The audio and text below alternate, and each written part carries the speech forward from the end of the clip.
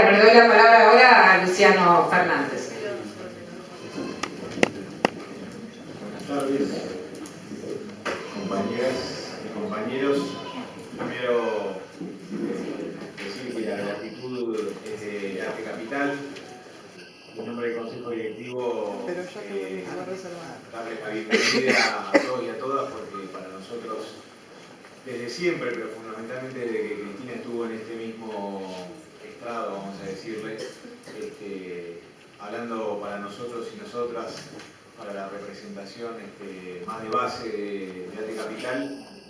asumimos un compromiso con 12 años y medio, con la memoria de Néstor y fundamentalmente con un proyecto nacional, popular, democrático y ahora también feminista. Así que para nosotros es una enorme gratitud que el Instituto Patria pueda tener una subsede en Arte Capital y fundamentalmente que, como le decía Gaby recién, la convocatoria sea de longitud, porque sabemos también que es un espacio interactivo y entonces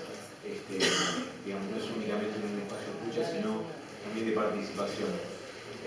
Dicho esto, yo voy a pedirle disculpas porque no voy a poder quedar hasta el final de la actividad, producto que tengo una hija de 6 meses arriba, en el piso de arriba, y bueno, me toca hoy reemplazarla a la madre en el reparto igualitario de tareas del hogar, el proceso de reconstrucción que estamos todos y todas. Así que a las 7 y 90 me voy a tener que retirar, pero bueno, no quería dejar de participar. Voy a poner el cronómetro porque tengo dificultad de palabra, entonces no me quiero extender. El tópico al que nos han invitado es sumamente generoso y a mí me gustaría empezar con una evocación, ¿no? Hoy se cumple 168 años de paz a la inmortalidad del general José de San Martín. Y en esta cuestión de la emancipación, ¿no? Y de la organización popular, también obviamente de las organizaciones sociales, sindicales y políticas, el ícono de la lucha por la emancipación, hay muchos, pero seguramente en lo que es la historia oficial o en lo que fue el mitrismo, José de San Martín. No se lo vamos a regalar, así que acto seguido sí quiero conmemorarlo y evocarlo, porque de alguna manera San Martín lo que sí representa es la lucha por la emancipación de la corona a nivel continental, ¿no? Esta cuestión de no solamente quedarse con lo que podía ser el virreinato del Río de la Plata, sino entender de la misma manera que Simón Bolívar que había un continente para emancipar, que el continente no se terminaba precisamente en América del Sur, sino pensar que en términos geopolíticos, no sé si seguramente es casi un anacronismo pensar que San Martín podía tener un pensamiento geopolítico,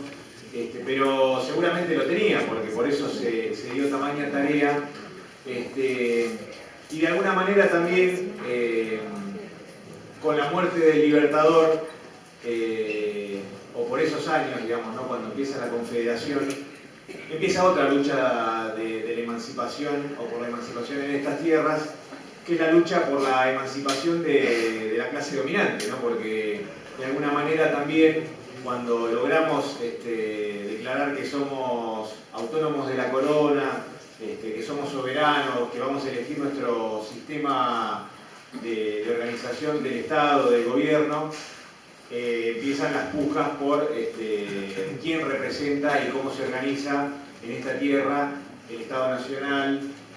las provincias, la representación política, etcétera, etcétera. Y eso de alguna manera tiene también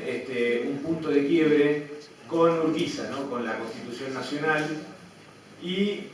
también con la hegemonía de las clases dominantes, digamos, representadas a grosso modo por los unitarios. Yo no pretendo dar una clase de historia, así que todas las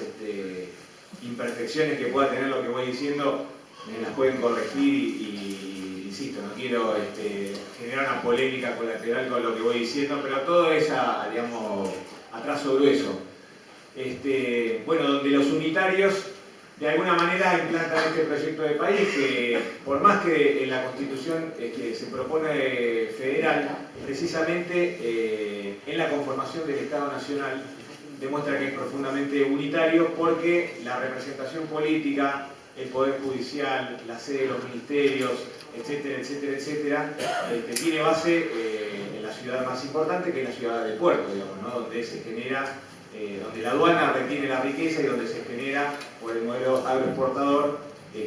la riqueza de nuestro país y de nuestra nación. Y esto, lógicamente, tiene su reacción posiblemente a principios del siglo XX, podemos situarlo, y acepto correcciones y acepto sugerencias, con la revolución del parque y con, de alguna manera, el nacimiento con Leandro Enalem y con Hipólito Yrigoyen de los fenómenos nacionales y populares, ¿no? Parafraseando a Germán Abdala, del surgimiento de una reacción que pretende que este país no sea un país para pocos, que no sea un país agroexportador, que tenga una visión geopolítica distinta y fundamentalmente que se inserte precisamente por la riqueza, digamos, por lo que se denomina la renta diferencial de la tierra, etcétera, etcétera, que haya la posibilidad de que la Argentina también sea un país manufacturero, que tenga otra incidencia en el orden mundial, etcétera, etcétera. Y con eso necesariamente tenemos que situar la aparición del peronismo, ¿no? El 4 de junio de 1943, e inmediatamente el 17 de octubre la constitución de ese fenómeno que fue el peronismo, y de alguna manera como la primera llegada poderosa, digamos, sin pasar por alto lo que representó los gobiernos de Yrigoyen, pero de alguna manera consolidados en el Estado, con políticas públicas, con políticas de inclusión, y fundamentalmente, que es a lo que yo me quiero referir, con la aparición de un sujeto político, que son los trabajadores y las trabajadoras organizados y organizadas. Claramente en ese momento no se tomaban todo este tiempo para aclarar que también había obreras, eran los trabajadores organizados, pero yo lo voy a decir porque he aprendido que lo que no se nombra se invisibiliza, entonces ahora lo vamos a decir así. Claramente, por lo menos en ese primer peronismo, el sindicalismo y la política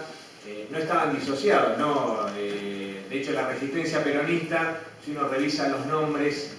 de aquellos dirigentes que encarnaron la resistencia peronista, mayoritariamente eran secretarios generales de sindicatos, ¿no? Framini, Gorro, mismo Rucci, podemos hacer una lista, y en su mayoría o tenían responsabilidad o habían tenido responsabilidad de conducción en las distintas organizaciones obreras que había alumbrado el peronismo. Situación que después se fue modificando, y yo siempre propongo un ejercicio, porque si hoy hubiese de alguna manera una analogía, los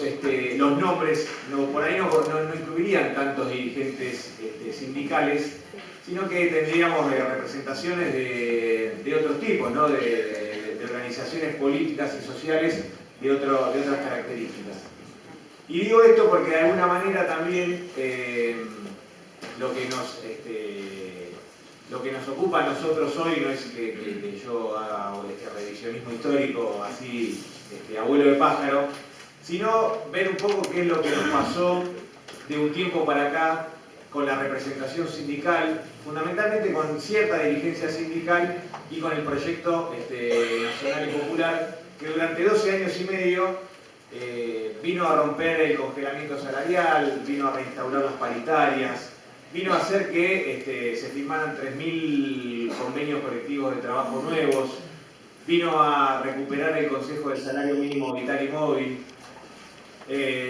generó cuestiones colaterales como leyes especiales para los trabajadores de la construcción,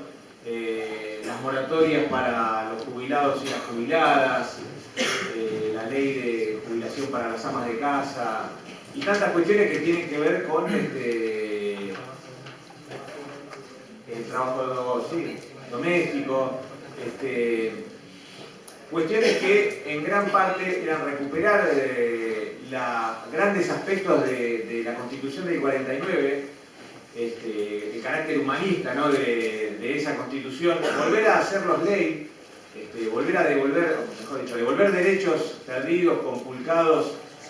por la Libertadora, por las distintas dictaduras, y cómo de alguna manera, también con el crecimiento de esas organizaciones sindicales,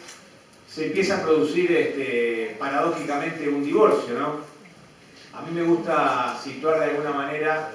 la ruptura o ubicar la ruptura entre la dirigencia sindical y Cristina, que lo digo por si hiciera falta la aclaración, es la gran conductora del proyecto nacional popular, democrático y feminista en este país, excluyentemente,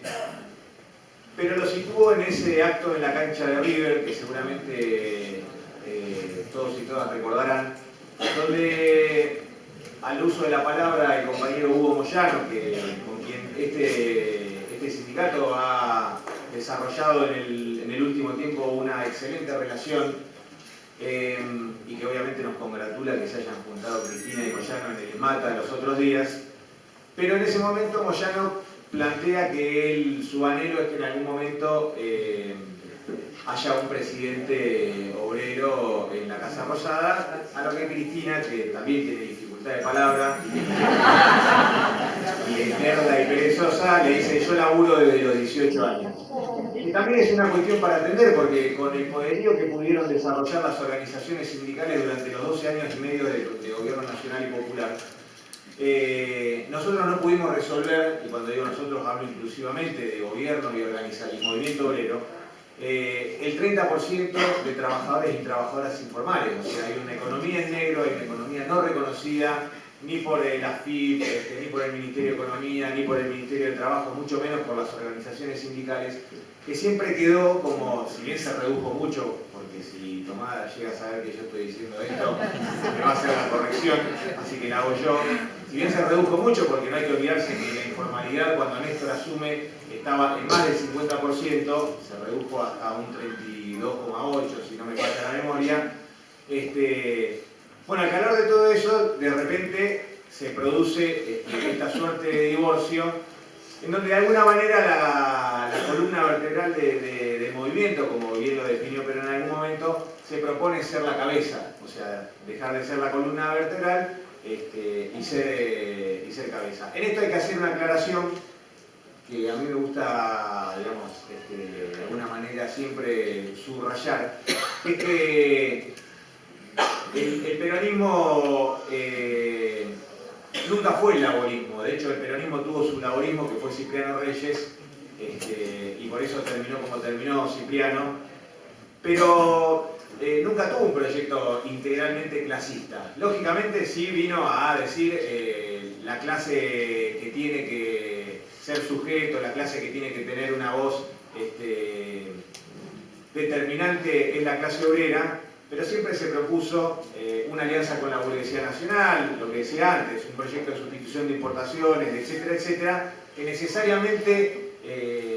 demandaba que hubiese una alianza policlasista, vamos a decirlo así, entre distintos sectores, y que tuviese al movimiento obrero como columna vertebral y también de alguna manera como contrapeso para lo que vivimos hoy,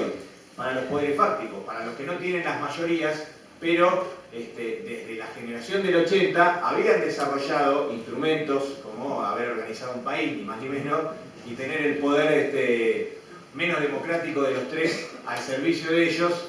y que la única manera de contrapesar eso, hoy lo vemos en toda la región, de hecho Venezuela tiene un poder constituido que es el poder popular. Bueno, ese rol tenía que jugarlo el movimiento obrero a través de sus organizaciones libres del pueblo, etcétera, etcétera. Pero en aquel trágico 2010 se produce ese divorcio y de alguna manera eso se va separando. No alcanzó el 54%. Muere Néstor, no alcanzó el 54% de Cristina para persuadir a una parte de la dirigencia sindical que había un liderazgo, que había que aceptar que ese liderazgo llevaba pantalones y también polleras, y que de alguna manera, si de mantener la unidad del movimiento, podríamos haber tenido años de prosperidad. Porque también sabemos que ese divorcio produjo que una parte significativa de la dirigencia sindical, si no votó a Macri, no jugó a ganador y de alguna manera le quitó el cuerpo. Pero lo que es más grave, que a mí por lo menos me resulta más lacerante, fue funcional a la estrategia del multimedio y de la derecha concentrada, esa derecha que recién a partir de lo que hicieron Néstor y Cristina le conocimos los apellidos, le conocimos los rostros, por ejemplo Mañeto, que tuvieron que salir a jugar en primera persona porque si no perdían por goleada, terminaron siendo funcionales. De alguna manera también, hasta que nosotros ganamos esta organización, o este Consejo Directivo de la Capital, nuestro sindicato también era funcional a esa estrategia. Una estrategia de desgaste, ¿no? Recuerden impuesto a las ganancias, aumentos que nunca alcanzaban, políticas universales que no eran tan universales porque los hijos de Herrera de Noble, bueno, no, de Herrera de Noble no, pero los nietos de Herrera de Noble o de Mañeto no cobraban, etcétera, etcétera, enfrentando a nuestra base o una parte de nuestra base con sus propios intereses. Entonces, lamentablemente eso tuvo el resultado que tuvo, digamos, porque yo claramente hago responsable a una parte de la dirigencia de la llegada del macrismo al gobierno nacional, al Ejecutivo Nacional, y de la mano de eso, de alguna manera, un reiniciarse, porque a la luz de los acontecimientos nos quedamos cortos con la campaña del miedo, con todas las cosas que decíamos. Nunca pensamos que íbamos a perder el Estado de Derecho, nunca pensamos que iba a haber, si alguno tiene una cartulina de aquella época donde decía vuelven los presos políticos, le vamos a pedir que nos dé unos números para la quiniela, los presos y las presas políticas, porque también la primera presa fue mujer, esto no es una cuestión menor. En Milagro la siguen teniendo presa, la tienen secuestrada, la viven violentando. Y entonces esta cuestión, digamos, con la que nos quedamos cortos, digamos, de alguna manera obligó, u obliga al día de hoy, a que abonemos la cultura del encuentro y que Moyano y Cristina hayan podido compartir, para alegría de todos nosotros, esa actividad en el ESMATA con una industria que está siendo sumamente castigada, producto de la apertura de las importaciones y de todo lo que ya sabemos, y que del 10 de diciembre de 2015 para acá nos tiene a la dirigencia sindical en el ojo de la sociedad, digamos, ¿no? Con una demanda que no siempre fue satisfecha, porque no hay que olvidarse que acá hubo un poner la fecha a la puta que lo parió y una actriz que voló por los aires y corridas a dirigentes sindicales, precisamente porque esa demanda no satisfecha, con un proceso político de toma de conciencia de un pueblo de más de una década, se empezó a materializar. Empezó a hacer que, bueno, si uno se hace el oso y no hace lo que tiene que hacer con respecto a las responsabilidades, digamos, nosotros, las organizaciones sindicales, vamos cada 2 y 4 años a elecciones y vamos con mandatos claros. El objeto de todo sindicato es defender los puestos de trabajo y defender el poder adquisitivo del salario. Después hay un desarrollo mucho más vasto, pero de mínima esas dos cuestiones. Entonces, frente a lo que empezamos a vivir de la mano del neoliberalismo en el gobierno y demás, bueno, que hubiese una dirigencia que pretendía hacerse la distraída o la conciliatoria o brindar una gobernabilidad que nadie le había pedido, porque si la gobernabilidad es para que el pueblo pierda derechos, ¿para qué nos sirve la gobernabilidad? Se empiezan a ver todas estas situaciones y afortunadamente también, y en esto yo lo atribuyo claramente al proceso político que encarnaron Néstor y Cristina durante 12 años y medio, hubo otra dirigencia que sí estuvo a la altura, que sí se puso al frente, y lo que nos parece más rico a nosotros y a nosotras, en gran medida ni tenía que ver con una dirigencia metropolitana,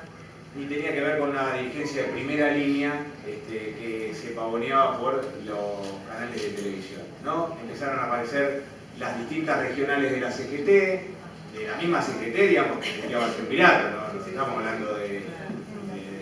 la CTA, que ya sabíamos que iba a pelear. Estamos hablando de la CGT y regionales que la puteaban, confederales donde se iban a armar las puteadas, etcétera, etcétera, etcétera. Y un protagonismo que, digamos, de alguna manera quedaba siempre chueco porque quienes tenían que convocar a la formalización, digamos, de un paro nacional para tratar de manifestar el descontento, bueno, encontraban de alguna manera siempre,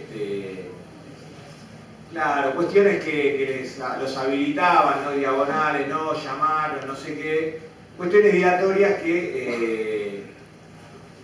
hicieron que no tengamos, digamos, en lo que van del gobierno presidencial de Mauricio Macri, la misma cantidad de paro que Saúl le clavó a Alfonsín, cuando realmente lo hubiese merecido, ¿no? Porque de la mano de la pérdida de los puestos de trabajo y del poder adquisitivo del salario,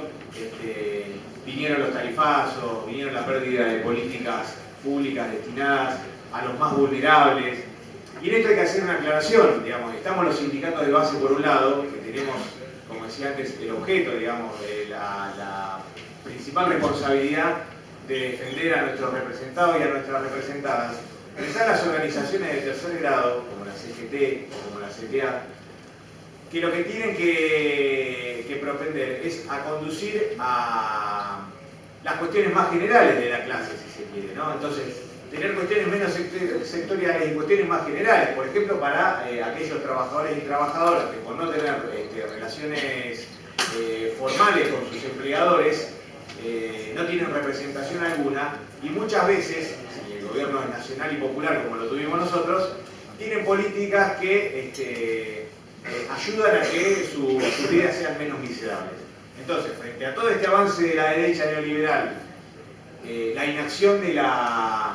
esa dirigencia, bueno, tuvo su contraparte, producto, insisto, de los 12 años y medio de proceso político, que sí salió a pelear, que sí salió a organizar, que sí salió a marcar que hay una genuina representación del pueblo que está dispuesta a ponerse al frente y a dar la pelea. Y tuvimos grandes hitos, además seguramente el último es el 25 de julio, el paro general, que lo trasciende largamente al triunvirato. O sea, el triunvirato se ve obligado a conquistarlo por una situación que ya es insostenible, pero lo garantizan las decenas de miles o los cientos de miles de trabajadores y trabajadoras que eligieron perder presentismo, ponerse en el ojo de la tormenta, porque también ante la pérdida de puestos de trabajo todos y todas sabemos que ser activista sindical de alguna manera es ponerse un cartel, miles digo en el Estado Nacional, de vengan y despídanme, y recuperando la mejor tradición del pueblo argentino que supo construir grandes hitos de las luchas obreras en nuestro país en época de dictadura, el 25 de julio fue un hito más, digamos, que hizo que no va a hacer retroceder, porque nada va a hacer retroceder a Macri en este plan que tiene, si tiene un plan, o digamos, en esta coadministración que le ha cedido el FMI después del acuerdo que firmaron. Pero hay una dirigencia que está de pie, que camina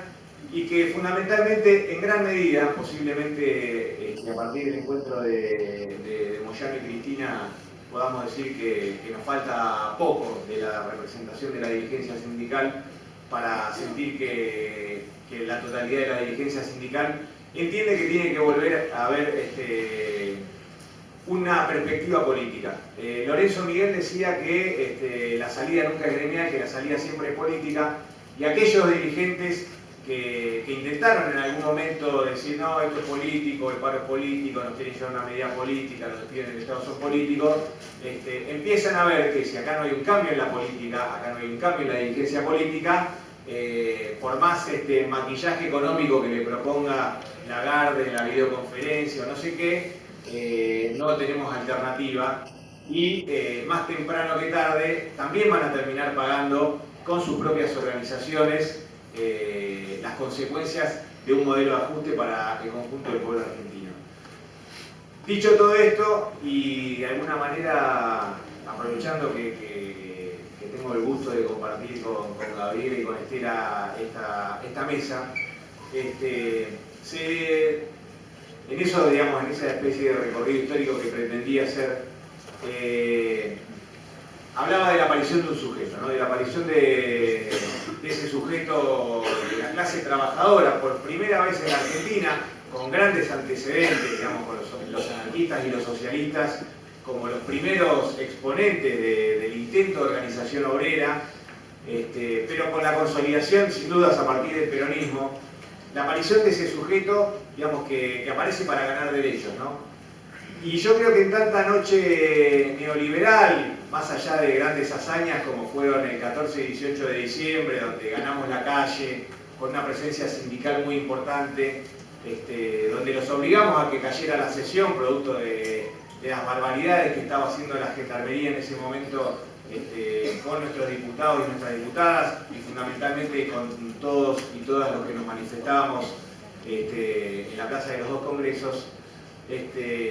pero que en definitiva terminó en derrota porque se conculcó una parte del ingreso de nuestros jubilados y jubiladas, de los pensionados y de las pensionadas, y de los niños y niñas que perciben asignación universal por hijo. En tanta noche neoliberal, decía, posiblemente la noche más fría del año, el 13 de junio, también se materializó un sujeto. Y era un sujeto que a mí me gusta decir, un sujeto que estaba poderosamente invisibilizado, ¿no? Que es el movimiento de mujeres. Y no porque haya nacido el 13 de junio, yo no pretendo venir a decretar que nació el 13 de junio, ni mucho menos, y voy a tratar de ser lo más respetuoso posible en esta consideración que voy a hacer. Sino que al contrario, ¿no? Tenía, por lo menos en este país, 4 décadas de lucha, de organización de encuentros, de planteos de la problemática de la mujer en la sociedad. Yo digo que se materializó porque logró la masividad.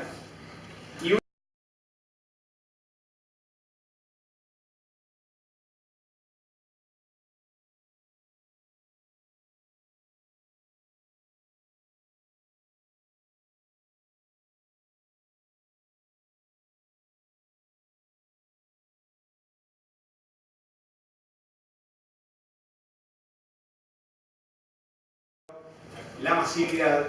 de torcer un resultado que a priori estaba puesto, ¿no? Si pensamos que Mauricio Macri dio una bomba de humo verde para llegar al Mundial, y para que después de que llegara al Mundial ya estuviéramos cerca de alguna otra coyuntura y pasar el año y el 2019 ya fuera electoral, ¿no? Decir, bueno, yo voy a mandar esta discusión, si igual juntaron 55 firmas la última vez, esto no llega ni al recinto y si llega no pase, qué sé yo. Fuera política, pero fundamentalmente fueron nuestras compañeras poniendo el cuerpo, las que lograron que esos diputados y diputadas de La Pampa cambiaran el voto y le dieran la media sanción en diputados. Y digo esto porque nosotros, y nosotras, pero fundamentalmente nosotros en este sindicato, de un tiempo para acá, por iniciativa de nuestro secretario general, que todos y todas ustedes conocen, que es el Tanito Catalano, venimos en un proceso, hacemos talleres de masculinidades, tenemos un área de género que es nuestro orgullo, que lo coordina la compañera Laura Sotelo, y de un tiempo para acá venimos pensando esta problemática, ¿no? Venimos intentando deconstruirnos, y he participado de algunas discusiones entre compañeros y compañeras donde los compañeros que por ahí tienen menos permeabilidad de los nuestros, eso no los hace malos, por favor, lo quiero aclarar, plantean que no hay un sujeto ahí. Y yo por lo menos sí considero que ahí hay un sujeto, y que es tan así que la lucha del movimiento de mujeres en la Argentina, que ahora irradió, digamos, al resto del continente, con cosas que vamos viendo por lo menos por las redes sociales, es una lucha más de la emancipación de nuestro pueblo. Y no lo podemos dejar de acompañar, porque las desigualdades que nosotros hemos aceptado durante años, en mi caso de mi abuela, de mi mamá, tengo 3 hermanas, no tengo hermanos, el rol que yo tenía en esa pequeña constitución familiar, digamos, con respecto a mis hermanas, claramente marca que hay una lucha por la emancipación. Así que yo, para redondear y cerrar con esto, porque un poco el tópico era el rol de las organizaciones, en nuestro caso sindical, es de profundo y comprometido acompañamiento a esta lucha por la emancipación que están llevando adelante nuestras compañeras, y que nos dio un mensaje de esperanza a todos los argentinos y argentinas, porque más allá del resultado en el Congreso, ganaron.